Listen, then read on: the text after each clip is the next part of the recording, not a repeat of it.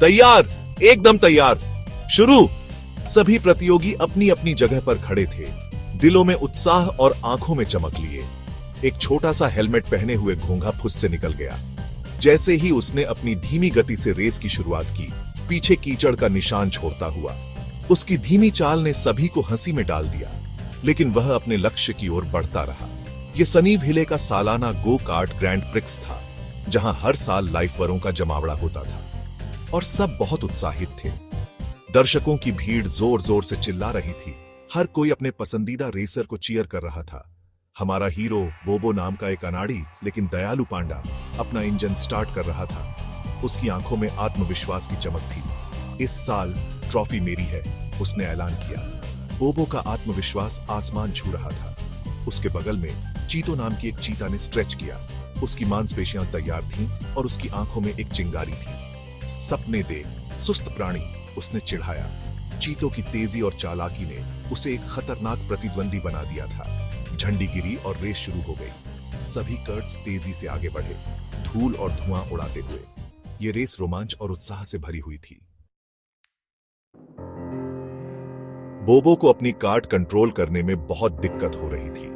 वो एक केले के छिलके से टकरा गया और उसकी कार्ट घूमने लगी। ओहो हो! चीतो झूम से आगे निकल गई, हंसते हुए। फिनिश लाइन पे मिलते हैं बोबो। लेकिन अचानक चीतो की कार्ट अटक गई और रुक गई। अरे नहीं, फिर से नहीं, वो चिल्लाई। उसका इंजन ज्यादा गर्म हो गया था। बोबो हालांकि पीछे था, मदद करने के लिए रुक गया। चिंता मत करो चीतो, मैं तुम्हें धक्का देता हूं। दोनों ने मिलकर चीतो की कार्ट को तब तक धक्का दिया जब तक कि उसमें फिर से जान नहीं आ गई। चीतो की कार्ट को धक्का देना आसान नहीं था, लेकिन बोबो ने हार नहीं मानी। उसने अपनी पूरी ताकत लगाई और चीतो की मदद की, जब तक कि उसमें फिर से जान नहीं आ गई। कार्ट धीरे धीरे चलने लगी और फिर तेजी से आगे बढ़ने लगी। शुक्रिया बोबो, चीतो चिल्लाई और तेजी से निकल गई। चीतो की खुशी का ठिकाना नहीं था। उसने बोबो को धन्यवाद दिया और अपनी कार्ट को तेजी से दौड़ाया। बोबो थका हुआ था, लेकिन मदद करके खुश था। उसने महसूस किया कि दूसरों की मदद करना कितना अच्छा होता है। वो अपनी ही गति से आगे बढ़ता रहा, रास्ते के नजारे देखता रहा। बोबो ने सोचा कि कभी कभी धीमी गति से चलना भी अच्छा होता है। जैसे ही वो एक मोड़ पर मुड़ा, उसने चीतो को फिर से देखा। चीतो की कार्ट फिर से मुसीबत में थी। उसकी कार्ट कीचड़ के गड्ढे में फंस गई थी।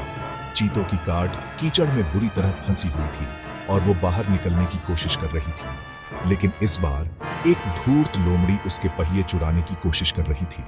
लोमड़ी ने चुपके से आकर पहियों को निकालने की कोशिश की। बोबो चिल्लाया और लोमड़ी पर झपटा। लोमड़ी चौंक कर भाग गई। बोबो ने चीतो की फिर से मदद की और उसे कीचड़ से बाहर निकाला।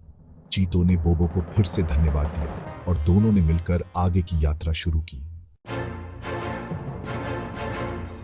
भाग 4, एकदम नजदीकी अंत, या फिर नहीं? चीतो ने एक बार फिर आभारी होकर बोबो को साथ चलने को कहा। वो दोनों तेजी से फिनिश लाइन की तरफ बढ़े और धूल का गुब्बार उड़ाते हुए एक साथ उसे पार कर गए। जज इकट्ठा हुए, फोटो फिनिश की जांच कर रहे थे। कौन जीता, यह बताना बहुत मुश्किल था। भीड़ ने अपनी सांसें रोक ली। यह अब तक की सबसे नजदीकी रेस थी। भाग 5, असली इनाम रास्ते में बने दोस्त थे।